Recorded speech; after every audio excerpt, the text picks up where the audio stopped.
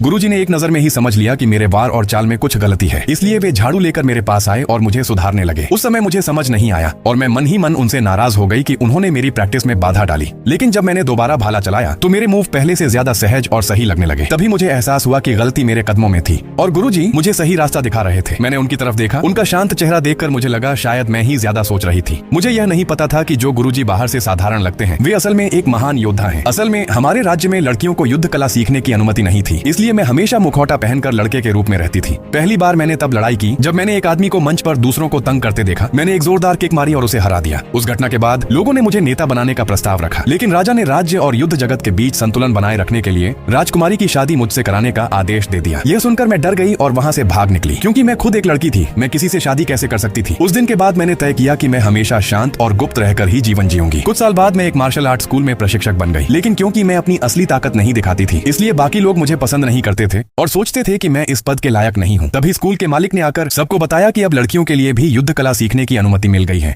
साथ ही शहर के प्रमुख की बेटी अपने लिए एक शिक्षक ढूंढने आने वाली है, जो उसे इस साल की प्रतियोगिता के लिए तैयार करेगा। जब वह लड़की अपने पिता के साथ आई तो सभी प्रशिक्षकों ने अपनी अपनी ताकत दिखानी शुरू की। किसी ने लकड़ी के खंभे पर जोरदार मुक्का मारा तो किसी ने अपने कौशल का प्रदर्शन किया, लेकिन वह लड़की किसी से भी संतुष्ट नहीं हुई। तभी एक और प्रशिक्षक सामने आया जिसका नाम झाओ चांगफेंग था। उसने एक ही वार में पूरा लकड़ी का खंभा तोड़ दिया, जिससे सभी लोग प्रभावित हो गए। फिर भी वह लड़की उससे भी संतुष्ट नहीं हुई। तभी उसकी नजर मुझ पर पड़ी, जो दरवाजे पर सफाई कर रही थी। उसने मुझे भी कोशिश करने के लिए कहा। वहां मौजूद सभी लोगों को यह अजीब लगा, क्योंकि वे मुझे सिर्फ एक साधारण काम करने वाली समझते थे और नहीं मानते थे कि मैं इस काम के लायक हूं। लेकिन मालिक ने कहा कि जब मौका मिला है तो मुझे भी अपना हुनर दिखाना चाहिए।